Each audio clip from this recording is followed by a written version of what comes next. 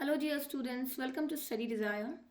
हम life process chapter को discuss कर रहे हैं जो कि क्लास 10 का बायोलॉजी का चैप्टर है। अब इस चैप्टर में हमने जो प्रीवियस वीडियोस बनाए मैंने उसमें मैं ऑलरेडी न्यूट्रिशन, रेस्पिरेशन और सर्कुलेशन के बारे में डिस्कस कर चुकी हूँ। अब हम ये इस चैप्टर का जो लास्ट टॉपिक है जो कि एक्सक्रीशन, इस वीडियो में हम एक्सक्रीशन की बात करने वाले, एक्सक्रीशन को डिस्कस करने वाले हैं। सो एक्सक्रीशन क्या होता है? It is the removal of waste, removal of waste substance from the body, from the body। जो भी हमारे बॉडी में जो वेस्ट सब्सटेंस एक्यूमुलेट हो रहा है, ठीक है, उसका क्या करना, अगर वो रिमूव हो रहा है तो उस प्रोसेस को बोलते हैं एक्सक्रीशन। अब जैसा कि हम जानते हैं कि जो ह्यूमन सेल है, सो नॉर्मल कंडीशंस में ये जो सेल है ये क्या करती है, परफॉर्म करती है मेटाबॉलिक एक्टिविटीज, मेटाबॉलिक एक्टिविटीज। अब ये जो मेटाबॉलिक एक्टिविटीज़ है इसका जो रिजल्ट होता है, ठीक है, वो रिजल्ट क्या हो सकता है, ये प्रोड्यूस करते हैं या बनाते हैं, बेसिकली हम कह सकते हैं सिंथेसिस करते हैं प्रोटीन्स। सेल्स के अंदर प्रोटीन सिंथेसिस होता है, ठीक है, फैट्स भी होता है, और फिर हार्मोन्स, कुछ पिगमेंट्स, ठीक है, और जो बेसिकली ब्रेक डाउन होता है ग्लूकोज का, सो हम लिखेंगे ब्रेक डाउन ऑफ ग्लूकोज। सो ये सब नॉर्मल एक्टिविटीज चलती हैं हमारे सेल्स के अंदर। हम ब्रेक डाउन ऑफ ग्लूकोज को नेक्स्ट लाइन में लिख सकते हैं क्योंकि हम यहाँ पे सिंथेसिस की बात कर रहे हैं, ठीक है। So break down of glucose, glucose break down होता है ताकि एनर्जी रिलीज हो सके। सो ये सारी एक्टिविटीज चलती है। सो बेसिकली हम बोल सकते हैं कि सिंथेसिस मतलब ये एनाबॉलिक एक्टिविटीज भी होती हैं सेल्स के अंदर, एनाबॉलिक एक्टिविटीज, और कैटाबॉलिक एक्टिविटीज भी होती हैं सेल्स के अंदर, कैटाबॉलिक एक्टिविटीज।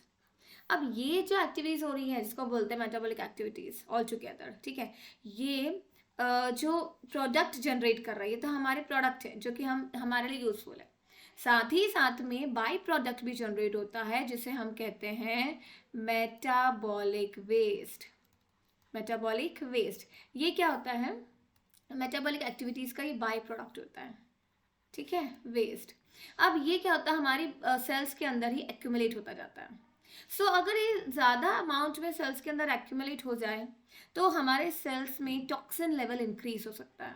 सो हम यहाँ पर लिख लेते हैं नेक्स्ट पेज पे कि अगर ये जो मेटाबॉलिक वेस्ट है, if it accumulate inside the, तो ये क्या कर सकता है, हमारे सेल्स के अंदर टॉक्सिसिटी लेवल को इंक्रीज कर सकता है, ठीक है। सो इसीलिए हम यहाँ पे बात करेंगे, if the metabolic products are been accumulated inside the cell it may be toxin, so it may be toxic if it accumulate inside the cell, if it हम किसकी बात करें, जो वेस्ट प्रोडक्ट्स की, ठीक है, accumulate inside the cells। तो अब यहाँ पे सेल्स क्या करता है, सपोज ये सेल है, ठीक है, और इसका न्यूक्लियस है। अब जब मेटाबॉलिक वेस्ट जनरेट हुआ तो सेल्स क्या करता है, उसके पास में जितनी भी ब्लड कैपिलरीज होती हैं उनके अंदर ये सेल मेटाबॉलिक जो वेस्ट है ये डंप कर देता है। सो ये क्या है, ये ब्लड है। अब हम जानते हैं ब्लड क्या है, फ्लो करता है वेसल्स में, और ये हेल्प करता है in transportation of products from one part of the body to other. So ये प्रोडक्ट क्या हो गए, ये हैं वेस्ट एक्चुअली, ठीक है। सो ये ब्लड के अंदर ट्रैवल करते हैं और कहाँ तक जाते हैं, ये किडनी को जाते हैं। अब पर्टिकुलर किडनी एक ऑर्गन है जो कि इन्वॉल्व होता है in removing of the waste from the blood. So यहाँ पे किडनी क्या कर रहा है, kidney it removes the waste from blood. So हम यहाँ पर कह सकते हैं कि प्योरिफिकेशन ऑफ ब्लड हो रहा है यहाँ पे, क्योंकि ब्लड में से जो इम्प्योरिटीज है वो रिमूव हो रही हैं। सो प्योरिफिकेशन ऑफ ब्लड। और जब ब्लड में से ये इम्प्योरिटीज रिमूव होती हैं, ठीक है, तो ये फाइनली क्या फॉर्म करता है, यूरिन फॉर्म करता है। सो इसीलिए हम दूसरा इसका लिख सकते हैं, formation of urine. So particular इस चैप्टर में, इस टॉपिक में हम डिस्कस करने वाले हैं किडनी को, ठीक है। अब बेसिकली जो ये किडनी है ना, हम इसमें बात करेंगे स्ट्रक्चर ऑफ किडनी। इस टॉपिक में हम डिस्कस करेंगे स्ट्रक्चर ऑफ किडनी। इसके बाद में हम डिस्कस करेंगे कि किडनी किस तरह से वर्क करता है, ठीक है। सो वर्किंग ऑफ किडनी भी हम डिस्कस करने वाले हैं। सो पर्टिकुलर हम यहाँ पे देखेंगे किस तरह से ब्लड का प्यूरिफिकेशन होता है और यूरिन का फॉर्मेशन होता है, ठीक है। अब जैसा कि हम देख रहे हैं, हम यहाँ तक हमने पढ़ा कि क्या हो रहा है, जो एक्सक्रीशन प्रोसेस है, हम एक्सक्रीशन बात कर रहे थे, एक्सक्रीशन। सो ये प्रोसेस होती है, एक बायोलॉजिकल प्रोसेस होती है जिसमें कि जो ऑर्गेनिज्म है उनकी बॉडी में से जो एक्सेस टॉक्सिक है या वेस्ट मटेरियल है वो रिमूव होता है। Okay, so it is a process in which an organism get rid of excess toxic or waste materials, waste products of metabolism, ठीक है। सो यहाँ पे क्या हो रहा है कि एक्सक्रीशन में जो ऑर्गेनिज्म है उनकी बॉडी से सारा जो वेस्ट है वो रिमूव होता है और फाइनली जो वेस्ट है वो कहाँ से जनरेट होता है, मेटाबॉलिक एक्टिविटीज से चलती है, उससे जनरेट जो वेस्ट होता है। अब अगर हम जानते हैं कि अगर ये वेस्ट हमारी बॉडी में एक्युमुलेट होता गया तो इस कारण से क्या हो सकता है, टॉक्सिसिटी लेवल इंक्रीज हो सकती है और वो सेल को हार्म कर सकता है, ठीक है। अब एक और हम यहाँ पे बात करने वाले हैं जो होता है ऑस्मोरेगुलरिटी, ऑस्मोरेगुलरिटी या फिर ऑस्मोरेगुलेशन हम बोल सकते हैं। सो ऑस्मोरेगुलेशन ये एक एक्चुअली प्रोसेस है, क्योंकि हम जानते हैं कि जब एक्सक्रीशन प्रोसेस होता है, जब वेस्ट मटेरियल रिमूव होता है, सो उस दौरान क्या होता है, जो बॉडी में से एक्सेस वाटर है ना वो भी, और एक्सेस जो आयंस और सॉल्ट है वो भी रिमूव होते हैं। सो इसीलिए इसी तभी टर्म इंट्रोड्यूस होता है ये ऑस्मोरेगुलेशन। सो हम यहाँ को क्या बोल सकते हैं कि ये एक प्रोसेस है जो कि मेंटेन करता है हमारी बॉडी में अमाउंट ऑफ वाटर और proper ionic balance in the fluid. So हम लिखेंगे यहाँ पे it is a process that maintain, जो कि मेंटेन करता है जो amount of water in the body, the amount of water और साथ ही साथ में proper ionic balance, proper ionic balance in the body fluid, in the body fluid. So basically excretion और ऑस्मोरेगुलेशन हम कह सकते हैं दोनों ही साथ में काम करते हैं। तो एक्सक्रीशन क्या हो गया, जो वेस्ट मटेरियल का रिमूवल होता है हमारी बॉडी से, साथ ही साथ में ऑस्मोरेगुलेशन क्या हो गया, जो ये मेंटेन करता है हमारी बॉडी में प्रॉपर अमाउंट ऑफ वाटर और आयनिक बैलेंस को। ओके, अब हम यहाँ बात करेंगे importance of excretion and osmoregulation. So quickly moving towards the next page. Importance of excretion and osmoregulation. So अभी तक हमने समझ लिया excretion और osmoregulation क्या होता है। अब इनका इम्पोर्टेंस क्या होता है। क्योंकि हम जानते हैं excretion का इम्पोर्टेंस हम क्या बोल सकते हैं, excretion का इम्पोर्टेंस कि हमारी बॉडी में से वेस्ट जो है वो रिमूव होता है, removes waste product from the body, ठीक है। अगर ये मान लीजिए वेस्ट प्रोडक्ट रिमूव नहीं होता तो हमारी बॉडी में टॉक्सिन सब्सटेंस का जो लेवल है वो बढ़ जाएगा और इस कारण से हमारी जो हमारे सेल्स हैं या फिर ऑर्गन्स हैं अल्टीमेटली उनको हार्म होगा। ठीक है, साथ ही साथ में एक्सक्रीशन, क्या प्रोसेस हो रही है एक्सक्रीशन में, जो हमारा ब्लड है वो प्यूरिफाई हो रहा है, ब्लड प्यूरिफाई हो रहा है, तो हम लिखेंगे purification of blood, purification of blood. वहीं पर जैसे कि अभी तक हमने बात की कि एक्सक्रीशन ऑस्मो रेगुलेशन, ये रेगुलेट करते हैं हमारी बॉडी में जो आयनिक कॉन्सेंट्रेशन होता है। सो हम यहाँ लिखेंगे both excretion and osmo regulation regulate the ionic balance और concentration in the body, regulate ionic concentration in body fluid में जो आयन का कॉन्सेंट्रेशन है उसे रेगुलेट करता है एक्सक्रीशन और ऑस्मो रेगुलेशन। क्योंकि ये एक इम्पॉर्टेंट है, क्योंकि क्या हो रहा है अगर हमारी बॉडी में जैसे कि प्रॉपर जो आयनिक बैलेंस है उसे मेंटेन होना चाहिए। Okay, so like proper balance of ion is like necessary for the enzyme activity. जैसे कि जो हमारी सेल्स के अंदर प्रोटीन सिंथेसिस होता है, ठीक है, प्रोडक्शन ऑफ हार्मोन्स होता है, और जो मसल्स का कॉन्ट्रैक्शन और रिलैक्सेशन होता है, और कुछ मेटाबॉलिक एक्टिविटीज़ होती हैं। सो उसके लिए क्या ज़रूरी है कि जो आयन का प्रॉपर बैलेंस हो हमारी बॉडी में। गेटिंग? अब नेक्स्ट हम यहाँ पे बात कर लेते हैं, ये रेगुलेट करता है साथ ही साथ में जो ऑस्मो रेगुलेशन है और जो एक्सक्रीशन प्रोसेस है, ठीक है, ये रेगुलेट करता है water content in the body. So it regulate water content in the body।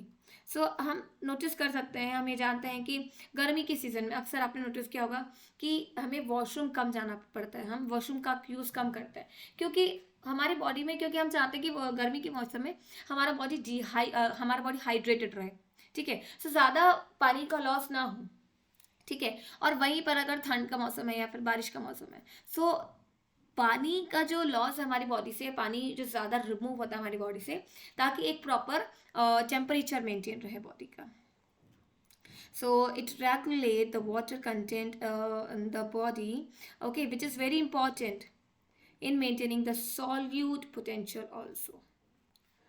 और इसका लास्ट जो हम यहाँ पे डिस्कस कर लेंगे इम्पोर्टेंस है, वो हम ये बोल सकते हैं कि जो एक्सक्रीशन है, ठीक है, ये एक्सक्रीशन पर्टिकुलरली बहुत इंपॉर्टेंट प्रोसेस होती है इन regulating the pH of the body fluid. So excretion maintain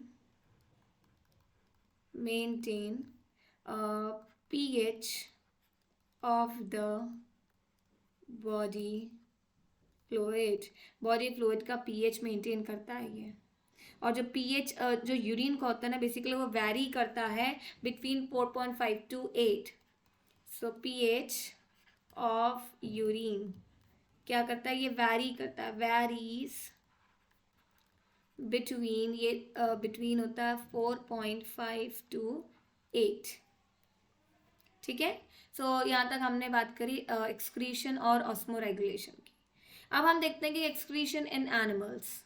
so particular अलग अलग एनिमल्स में अलग अलग कुछ ऑर्गन्स होते हैं जो कि एक्सक्रीटरी सिस्टम होते के पार्ट होते हैं और एक्सक्रीशन में इन्वॉल्व होते हैं।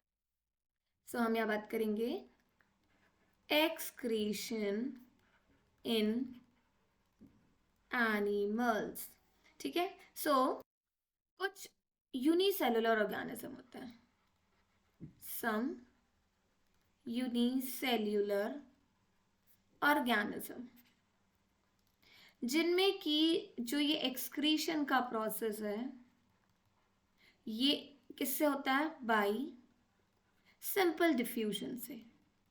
सिंपल डिफ्यूजन प्रोसेस की मदद से भी जो कुछ यूनिसेलुलर ऑर्गेनिज्म है इनमें क्या होता है, सेल मेम्ब्रेन के थ्रू जो वेस्ट मटेरियल है वो पास हो जाता है बाहर। यहाँ पे हम इसमें एग्जांपल बोल सकते हैं प्रोटोजोम, ठीक है। सो यहाँ पे हमने क्या देखा कि कुछ जो सिंगल सेलुलर ऑर्गेनिज्म होते हैं वो लूज कर सकते हैं जो एक्सक्रीशन या फिर जो वेस्ट प्रोडक्ट होते हैं जो कि एक्सक्रीशन प्रोसेस होता है बाय सिंपल डिफ्यूजन। और ये किससे करते हैं, through the cell membrane. Through the cell membrane. ठीक है, अब आते हैं हम कुछ ऑर्गेनिज्म में एक्सक्रीशन और जो ऑस्मोरेगुलेशन है, ठीक है, it occurs by the contractile vacuole. So इसका एग्जाम्पल हम यहाँ लिखेंगे अमीबा। ठीक है, अमीबा में कहाँ किससे होता है ऑस्मोरेगुलेशन, ये एक्सक्रीशन और osmoregulation by the way of contractile vacuole.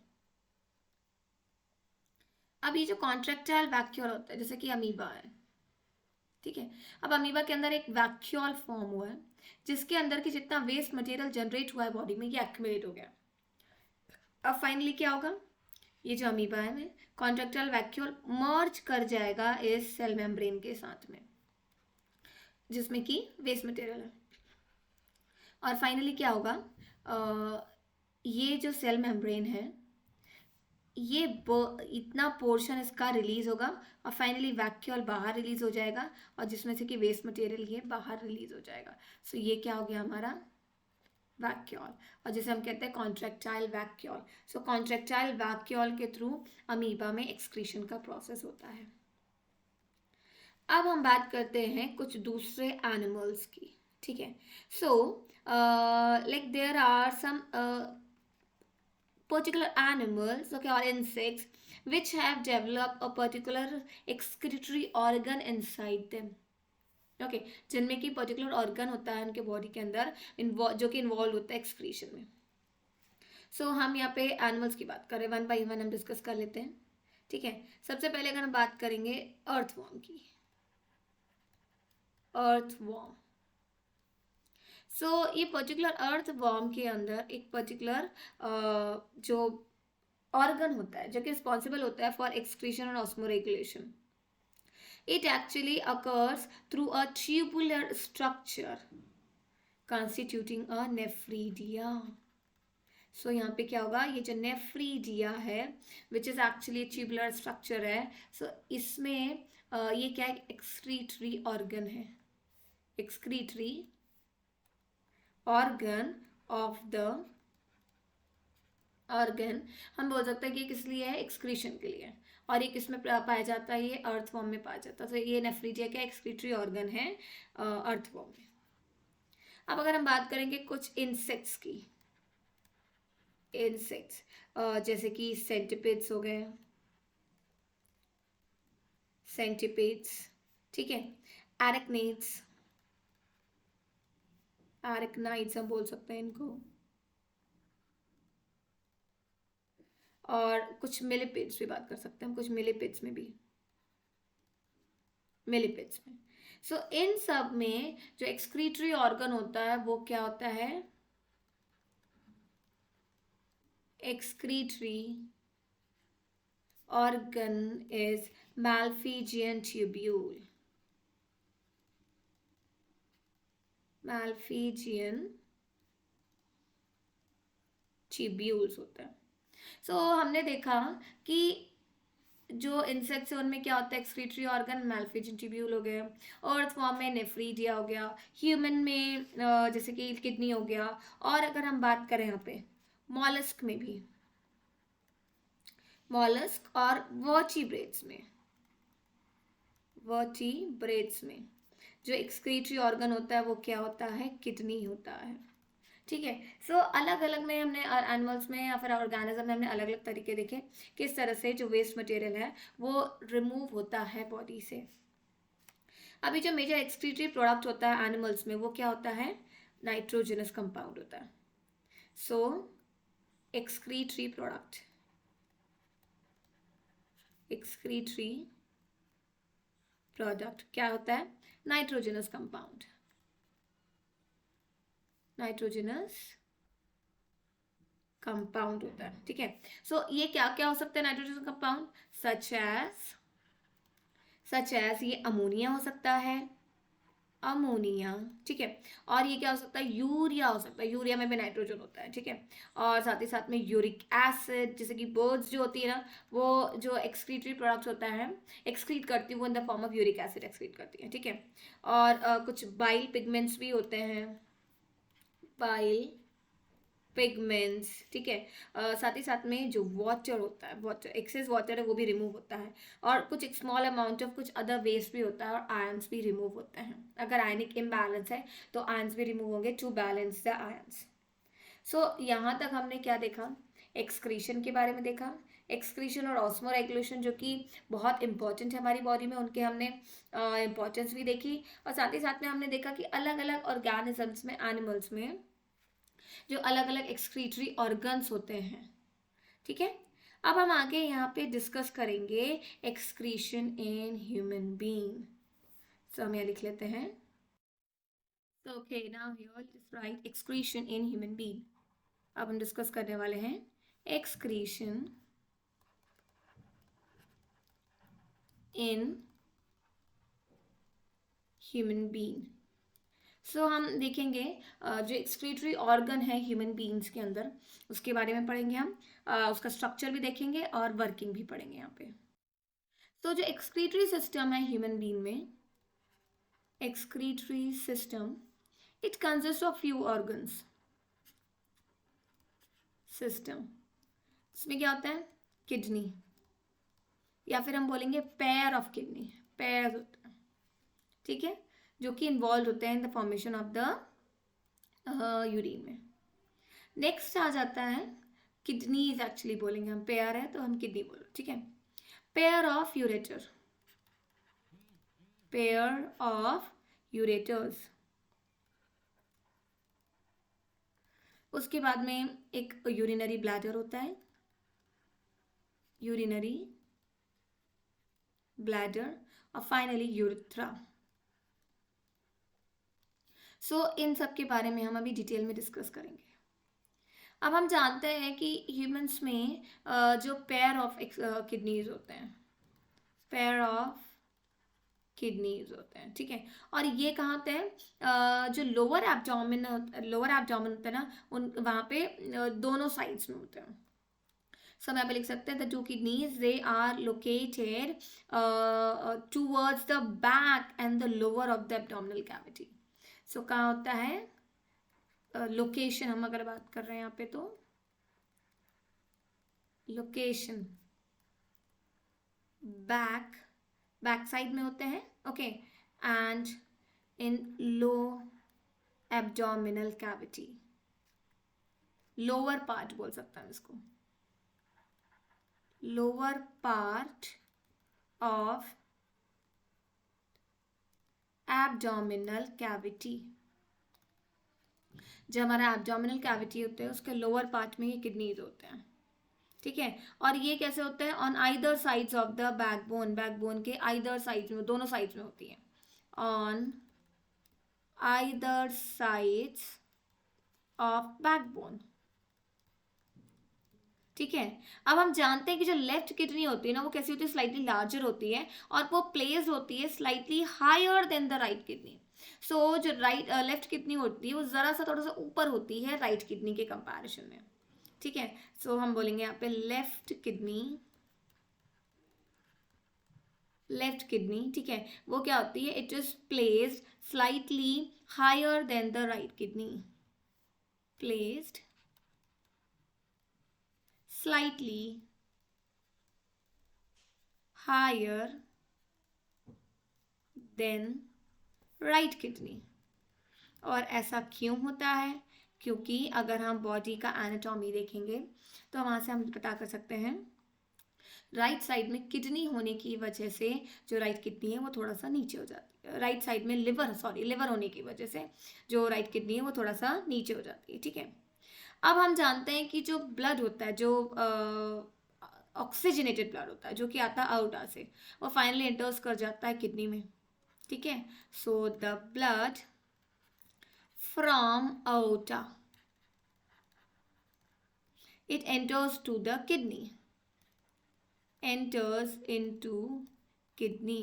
ये किडनी में एंटर करता है वाया किसके थ्रू जाता है, ये रीनल आर्टरीज के थ्रू जाता है, वाया रीनल आर्टरीज। अब रीनल वर्ड ये यूज इसलिए हो रहा है क्योंकि रीनल जो भी वर्ड होता है वो किडनी से रिलेटेड होता है, इसलिए यहाँ पे रीनल वर्ड यूज हो रहा है, ठीक है। और आर्टरीज में ब्लड जा रहा है तो हम इन आर्टरीज को रीनल आर्टरीज बोलेंगे क्योंकि ये कहाँ किसमें कनेक्टेड है, ये किडनी से डायरेक्टली कनेक्टेड है, ठीक है। और रिटर्न किससे होता है, return to the posterior vena cava, okay. और वो किसके थ्रू होता है, वाया रीनल वेन्स के थ्रू। सो हम यहाँ पे लिख लेते हैं, एंट्री की हमने बात कर ली, अब हम रिटर्न की बात करते हैं। जब जो ब्लड है वो जब प्यूरिफाई हो जाता है, सो प्यूरिफाई होने के बाद में रिटर्न करता है, returns to posterior vena cava, vena cava via renal veins,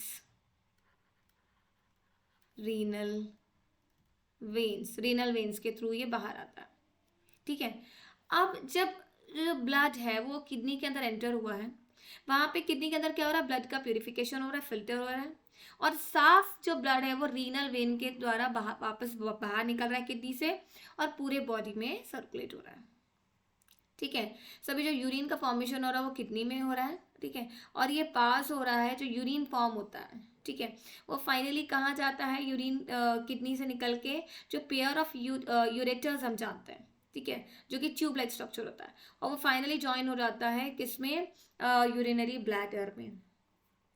सो जो यूरिन फॉर्म होता है ये इसमें एंटर कर जाता है, ट्यूब लाइक स्ट्रक्चर्स जो होते हैं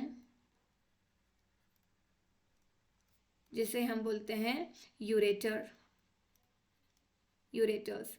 और यूरेटर से फाइनली जाता है कि जो यूरिन जाता है कहाँ पे, यूरिनरी ब्लैडर में कलेक्ट होता है। सो यहाँ तक अभी हमने डिस्कस किया जो एनाटॉमी हमारे किडनी की, ठीक है। अब हम फटाफट से इसका स्ट्रक्चर भी देख लेते हैं। सो स्ट्रक्चर देखने से पहले हम जाते हैं नेक्स्ट पेज पे।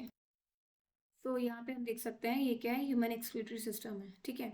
अब हम जानते हैं कि ये बीन शेप स्ट्रक्चर जो है ये क्या है, किडनी, ठीक है। अब ब्लड क्या हो रहा है, जो ये आउटा से ब्लड आ रहा है फाइनली दोनों किडनी में एंटर कर रहा है, ठीक है। और फाइनली जो ब्लड प्यूरिफाई होके इस वेन में एंटर कर रहा है और इससे फिर पूरी बॉडी में जा रहा है। अब किडनी में जो ब्लड प्यूरिफाई होता है फाइनली क्या फॉर्म करता है, यूरिन।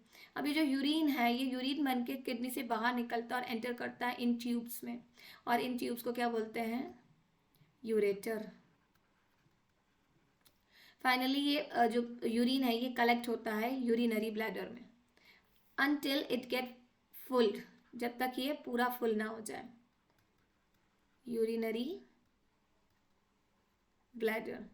अब जब ये पूरा फुल हो जाता है, so it is finally thrown out of the body through the opening that is the urethra, ठीक है। ये यूरिनरी ब्लैडर का ओपनिंग है। सो यहाँ पर हमने देखा स्ट्रक्चर ऑफ एक्सक्रीटरी सिस्टम। अब हम डिस्कस करेंगे वन बाय वन।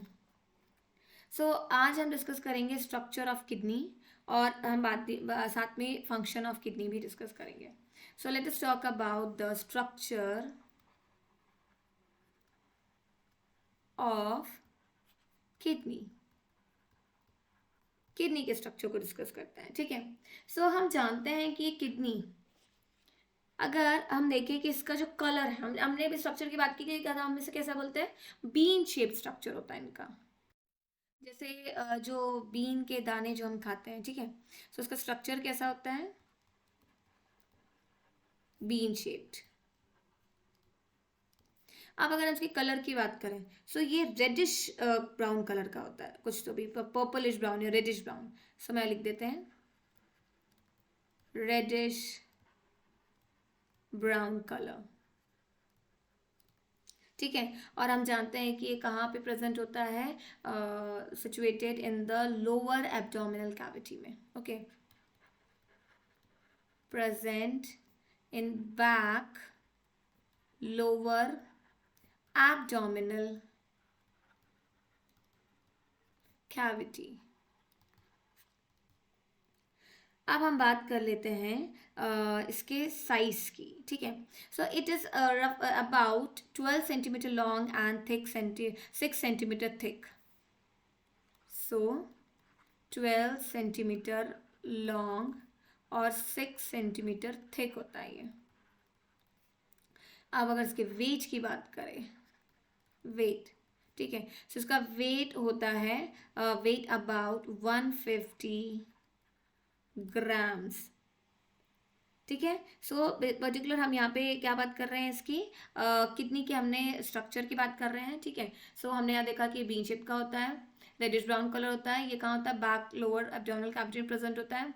इसका जो मेजरमेंट देखें तो 12 सेंटीमीटर लॉन्ग, 10 to 12 सेंटीमीटर हम कह सकते हैं लॉन्ग होता है, और थिकनेस इसकी 6 सेंटीमीटर की होती है, और वेट होता है इट इज अप्रॉक्स 150 ग्राम्स, ठीक है। सो अब हम बात करते हैं, जो किडनी है ये एक मेन ऑर्गन होता है in human excretory system, okay, and it helps in the filtration of the blood and formation of the urine. So like in each kidney we have like millions of nephron. So अगर हम अब kidney के internal structure की बात करें, ठीक है, so kidney is like made up of numerous microscopic excretory unit होता है जो कि होता है nephron. So internal structure of kidney, so इनमें क्या होता है, न्यूमेरियस माइक्रोस्कोपिक एक्सक्रीटरी यूनिट होता है जो कि हम इसे क्या बोलते हैं, नेफ्रॉन्स। और ये जो नेफ्रॉन्स ही होते हैं यही एक्चुअली इन्वॉल्व होते हैं in the purification of blood. Microscopic excretory unit जो कि होता है नेफ्रॉन, बहुत इंपॉर्टेंट है ये नेफ्रॉन्स। सो हर दोनों किडनी में मिलियंस ऑफ नेफ्रॉन्स हैं जिनमें कि रेगुलरली ब्लड एंटर करता है और ब्लड प्यूरिफाई होकर के बाहर निकलता है, और इसी वजह से फॉर्म होता है यूरिन, ठीक है। अब अगर हम किडनी के स्ट्रक्चर को और गौर से देखेंगे तो हम बोल सकते हैं कि इसका स्ट्रक्चर कैसा होता है, एक इसमें कॉन्वेक्स और कॉन्केव बॉर्डर होती है, ठीक है। अब जो अंदर की तरफ मुड़ा हुआ साइड होता है वो क्या होता है, कॉन्केव साइड होता है, जहां पर कि हाइलम प्रेजेंट होता है, ठीक है। सो इन कॉन्केव साइड में क्या प्रेजेंट होता है, हाइलम, ठीक है, विच इज विच जहाँ से कि जो रीनल आर्टरी है और रीनल वेन है, रीनल आर्टरी एंटर करती है और रीनल वेन और यूरेटर बाहर निकलते हैं, ठीक है। सो फ्रॉम हियर ओनली, जो कि हाइलम से ही renal artery it enters, renal artery enter करती है और निकलते क्या है, रीनल वेन, और साथ ही साथ में जो यूरेटर होता है, यूरेटर ये लीव करते हैं। सो बहुत इंपॉर्टेंट है। अब जो किडनी है उसका जो आउटर लेयर है वो कैसा होता है, टफ होता है, टफ कैप्सूल होता है।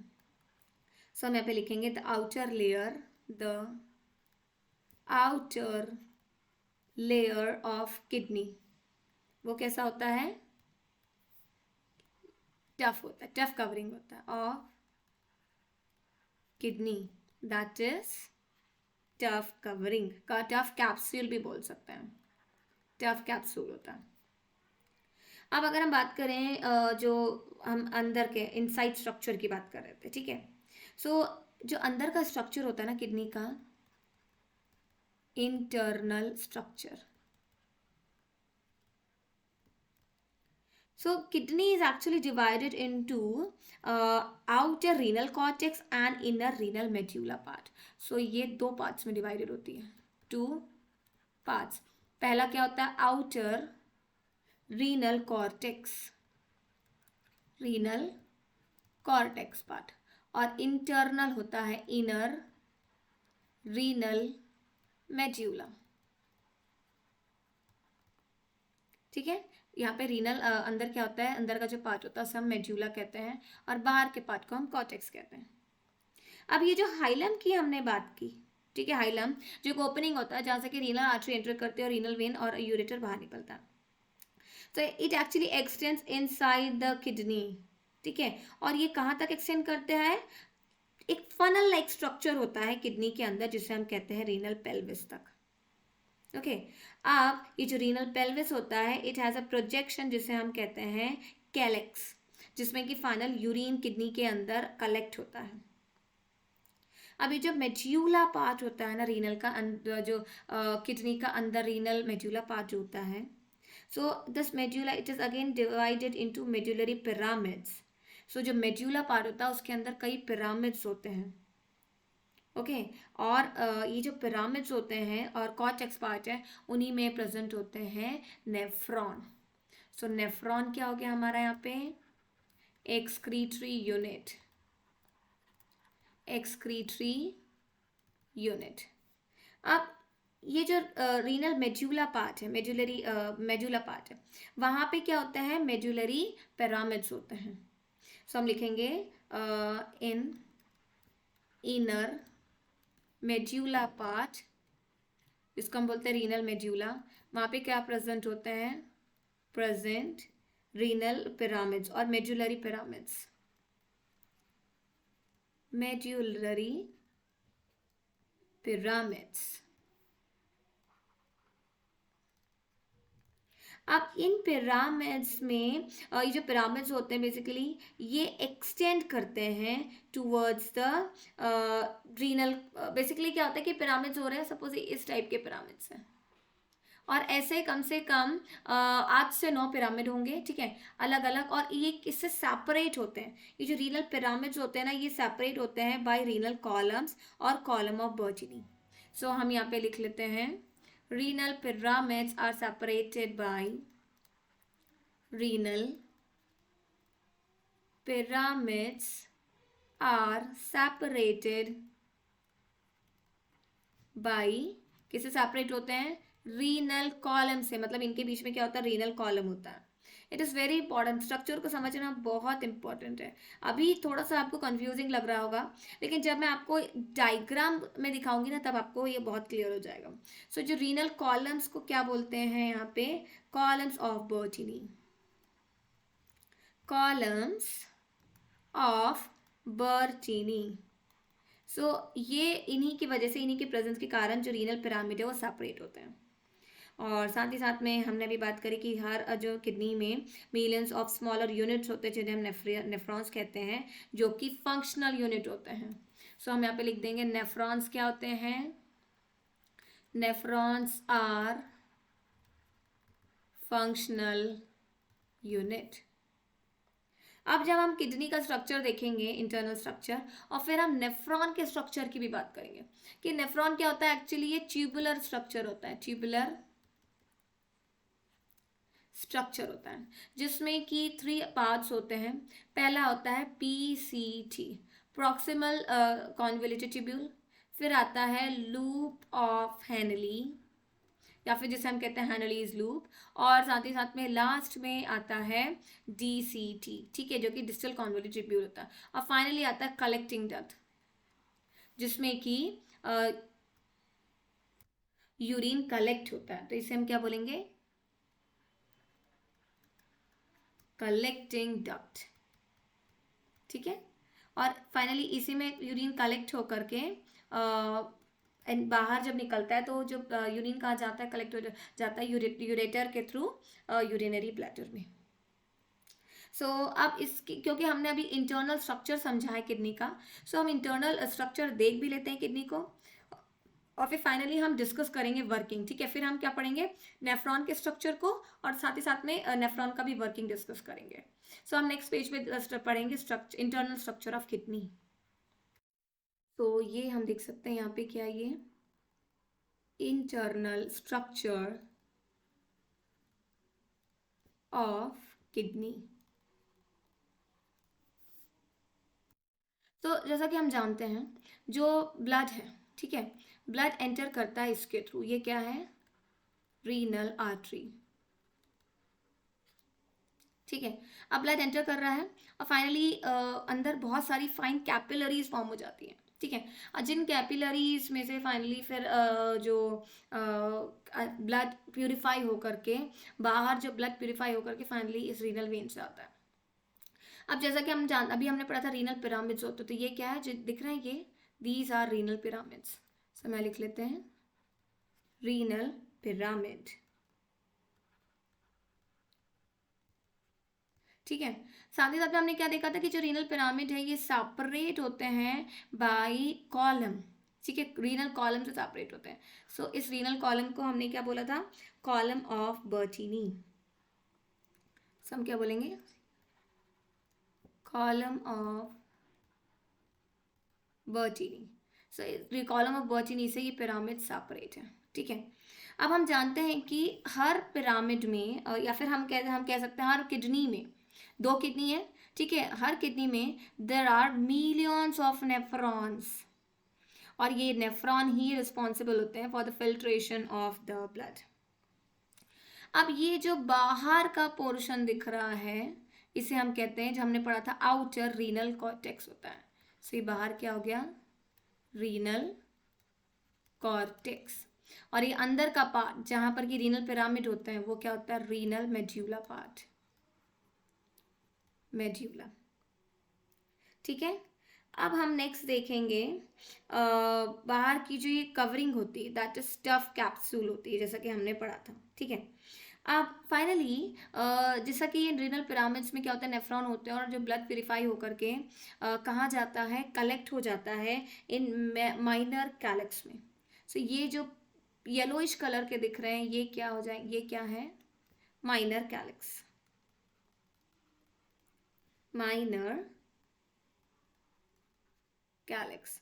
अब ये फाइनली जो माइनर कैलेक्स से यूरिन कहाँ जाएगा, इन मेजर कैलेक्स पार्ट में जाएगा, ठीक है। ये क्या पार्ट हो जाएगा, मेजर कैलेक्स, मेजर कैलेक्स में कलेक्ट हो जाएगा, ठीक है। और इसके बाद में फिर जो यूरिन है फाइनली कलेक्ट हो जाएगा इस सेंटर पार्ट में, और फिर फाइनली कहाँ जाएगा, इस यूरेटर में। सो हम यहाँ पे लिखेंगे यूरेटर, ठीक है। और फिर ब्लड फाइनली कहाँ एंटर करेगा, ब्लड एंटर करेगा या फिर एग्जिट करेगा इस किडनी से इस रीनल वेन के थ्रू। इसको हम थोड़ा सा एरो को ज़्यादा बड़ा कर देते हैं और यहाँ लिख लेते हैं रीनल वेन, ठीक है। और ये जो ब्लड है वे बेसिकली कहाँ पे कलेक्ट हुआ, यूरिन जो है इस रीनल पेल्विस में, रीनल पेल्विस। और ये जो पार्ट है बहुत इंपॉर्टेंट, ये जो पार्ट है जहाँ से रीनल आर्टरी एंटर कर रही है, रीनल वेन और जो यूरेटर बाहर निकल रहा है, इस पूरे पार्ट को कहते हैं हाइलम। सो यहाँ तक हमने डिस्कस कर लिया structure of kidney, internal structure of kidney, ठीक है। अब हम जानते हैं कि इनमें मोस्ट इंपॉर्टेंट क्या होता है, नेफ्रॉन, नेफ्रॉन, ठीक है। अब ये नेफ्रॉन क्या होता है, there are like millions of nephron in each kidney, million of nephron in each kidney. और यही नेफ्रॉन होते हैं जो कि फंक्शन परफॉर्म करते हैं जो ब्लड को प्योरीफाई करने का। So the most important function which is performed by the nephron is the purification of blood and formation of the urine. So इसीलिए हम इसको क्या बोलते हैं, ये क्या फंक्शनल यूनिट है किडनी का, फंक्शनल यूनिट ऑफ किडनी। और ये जो नेफ्रॉन होता है ना, it is approximately 3 centimetre long, ठीक है। ये क्या होता है, अप्रोक्सीमेटली 3 सेंटीमीटर लॉन्ग होते हैं, और हम जानते हैं मिलियंस ऑफ नेफ्रॉन होते हैं हर किडनी में। सो यहाँ तक हमने इंटरनल स्ट्रक्चर की बात करी है, ठीक है। अब इस वीडियो में हमने देखा है एक्सक्रीशन के बारे में। आज की इस वीडियो में हमने और क्या देखा था, हमने ऑस्मोरेगुलेशन पढ़ा था, और साथ ही साथ में हमने पढ़ा है जो एक्सक्रीटरी ऑर्गन्स होते हैं अलग अलग एनिमल्स में, ठीक है। सो हमने एक्सक्रीटरी ऑर्गन देखा जो इंसेक्ट्स में माल्फिजियन ट्यूब्यूल, और अर्थवॉर्म में हमने क्या देखा, नेफ्रीटिया होता है, और मॉलस्क और वर्टिब्रेट्स में क्या होते हैं, किडनीज होते हैं, ठीक है। अब हमने आज के इस वीडियो में और क्या देखा, हमने स्ट्रक्चर ऑफ किडनी पढ़ा, ठीक है, लोकेशन, स्ट्रक्चर, सब कुछ के बारे में हमने देखा, फंक्शन देखा, साथ ही साथ में हमने आज के इस वीडियो में इंटरनल स्ट्रक्चर ऑफ किडनी पढ़ा, ठीक है। अब जैसा कि हम जानते हैं कि जो किडनी है it is involve in the formation of urine और ब्लड को प्योरीफाई करता है। सो ये जो किडनी है it filter about 190 liters of blood every day. So हम यहाँ पे लिखेंगे 190 liters of blood every day, ठीक है।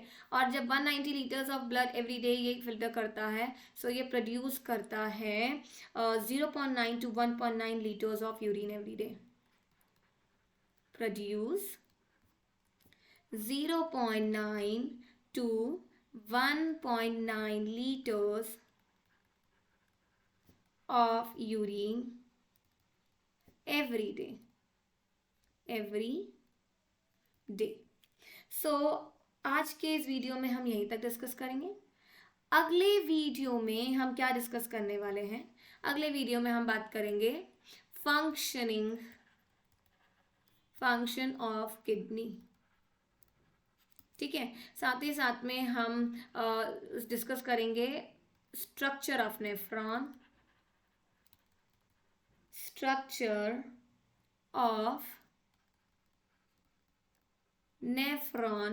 और डिस्कस करेंगे हम फंक्शन ऑफ नेफ्रॉन, और हम साथ ही साथ में जो नेफ्रॉन है उसके भी जिस फंक्शन को डिस्कस करेंगे, ठीक है। सो आज के इस वीडियो में इतना ही। अब मैं आपका अगला वीडियो जो लेकर के आऊँगी उसमें ये सब टॉपिक्स कवर करने वाली हूँ। अगर आपको मेरा ये वीडियो पसंद आता है तो प्लीज़ मेरे चैनल को लाइक और सब्सक्राइब कीजिए। Thank you dear students, bye bye and thanks for watching the video.